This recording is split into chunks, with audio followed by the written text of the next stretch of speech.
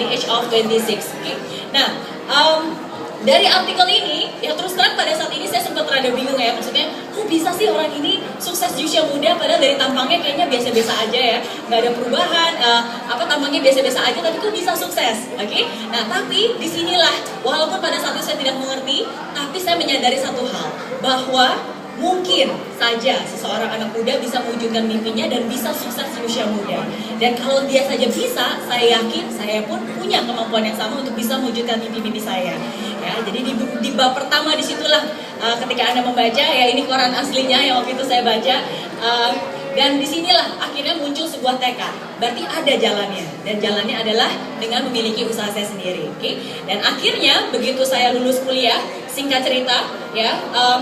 Saya memutuskan untuk memulai usaha saya sendiri. Jadi pada saat itu di hadapan saya sebenarnya ada dua pilihan. Ya, pilihan yang pertama adalah saya harus mendowngrade mimpi saya, karena saya nggak mungkin hanya jadi pegawai biasa tapi bisa mencapai mimpinya. Atau pilihan yang kedua, saya tetap akan mimpi saya tapi saya harus mengubah jalannya.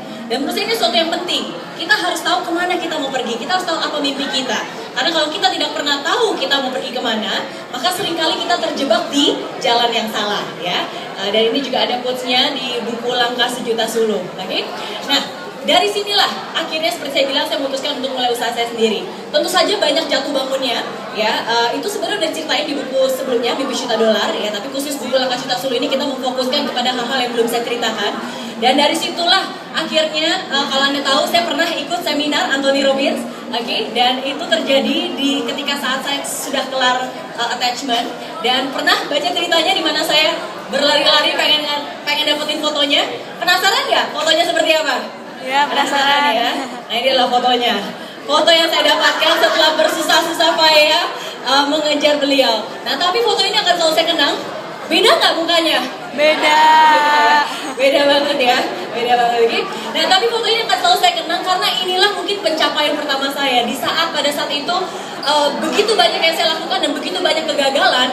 Dan saat itu saya bertekad, pokoknya asalkan saya bisa dapat foto dan tanda tangan, berarti mimpi itu masih bisa menjadi kenyataan. Dan ini adalah buktinya.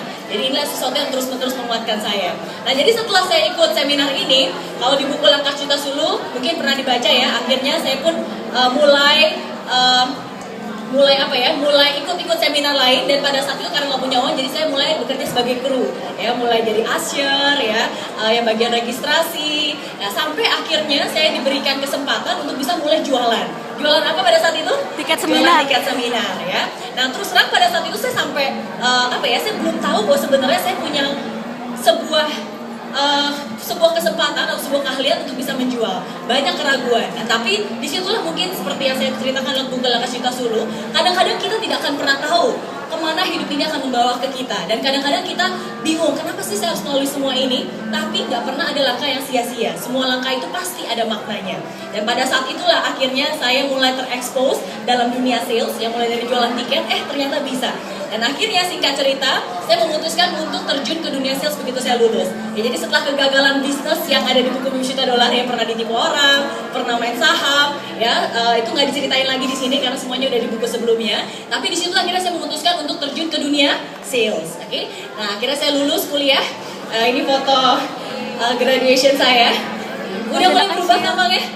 Oke. Apa ya? Thank you. Nah, jadi ini semoga nggak bosan ya lihat foto-foto saya ya. Bosan nggak? Enggak kok. Ya. Jadi ini sebenarnya foto-foto yang nggak pernah nggak semuanya pernah saya publish ya. Jadi ini waktu saya kuliah, dan akhirnya saya memutuskan untuk menjadi seorang financial consultant pada saat itu. Jadi saya menjual produk-produk keuangan dari segi tabungan, deposito, asuransi, kredit card, reksadana dan sebagainya. Dan pada saat itu kantor kami sebenarnya sangat sederhana. Ya, jadi kalau kalian baca bukunya juga tahu itu di daerah Tanjung Pagar, 15 Enggor Street, dan berada di lantai berapa? Ada yang tahu? Lantai 12, oke? Walaupun lantai 12 itu lantai paling atas, tapi liftnya sebenarnya cuma sampai lantai 11. Ya, karena habis itu harus naik tangga, dan inilah di atas, inilah kantornya saya ya. Bukan yang di belakang ya, tapi yang ini nih, rooftopnya seperti ini, oke? Dan disinilah saya memulai karir saya. Walaupun pada saat itu saya bilang, bisnis sendiri kesannya keren ya. Tapi percaya ya, semua bisnis itu nggak sekeren yang kalian bayangkan. Bukan berarti begitu lulus punya bisnis sendiri, wah kesannya kayak keren banget gitu ya, pinter banget. Nggak seglamorous yang Anda bayangkan. Karena saya nggak punya modal, jadi semua saya harus kerjain sendiri, ya mulai dari jualan, administrasi, semua, fotokopi mesin sendiri dan sebagainya, semua saya kerjakan sendiri. Dan karena saya nggak punya kenalan, jadi pada saat itu saya mulai jualan, saya turun ke halte bus, ke stasiun MRT, ya stasiun kereta di Singapura. Oke, jadi suatu hal yang amat sangat nggak glamorous sekali. Nah, ini adalah salah satu stasiun bus, ya tempat saya mulai menyetop orang-orang dan mempresentasikan produk-produk saya pada saat itu.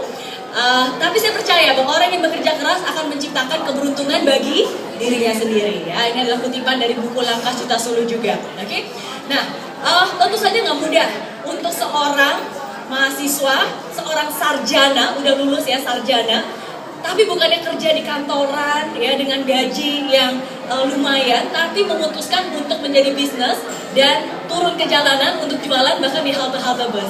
Bisa dibayangkan gimana rasanya ya, apalagi kadang-kadang ketemu sama teman-teman saya dan banyak dari mereka menertawakan dan bilang, katanya kamu mau punya mimpi besar, mau punya bisnis sendiri, kok kerjanya kayak gini sih?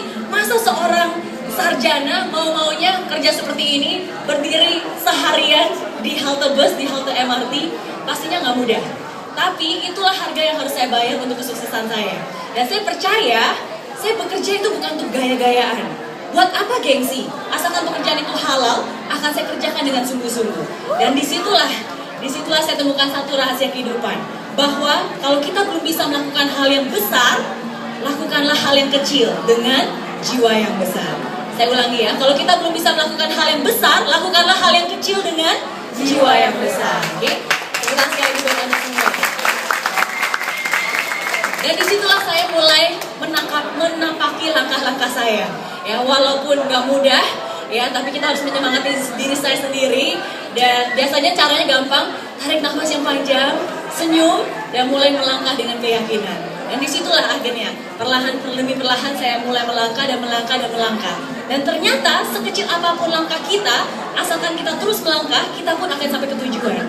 Dan sekecil apapun langkah kita, asalkan kita tulus dan ikhlas, Tuhan pun pasti akan melihat. Dan dari langkah kecil itulah kita bisa diberikan kesempatan yang lebih besar lagi. Setuju? Setuju. Oke, tepuk tangan dulu dokter Anda semua sekali lagi. Thank you. Nah, berawal dari sini, dan akhirnya seperti yang Anda tahu, kerja keras itu selalu membuahkan hasil. Walaupun saya nggak punya modal apa-apa, modal saya pada saat itu cuma keberanian, waktu, dan tenaga. Dan itu yang saya kerjakan dengan sungguh-sungguh. Saya kerja 14 jam tiap hari non-stop, 7 hari selama seminggu. Saya bayar harga kesuksesan saya. Bagaimana dengan Anda semua? Apakah Anda berani membayar harga kesuksesan Anda? Berani ya, semoga jawabannya berani, oke? Dan akhirnya di tahun pertama, seperti saya bilang, kerja keras itu membuahkan hasil. Di tahun pertama, akhirnya saya sudah bisa mendapatkan pendapatan lebih dari 220.000 Singapura dolar. Jadi kalau dikursin ke rupiah, yaitu lebih dari 2M. Ya, dan akhirnya saya bisa bayar hutang-hutang saya 40.000 Singapura dolar hanya dalam waktu 6 bulan setelah saya lulus kuliah.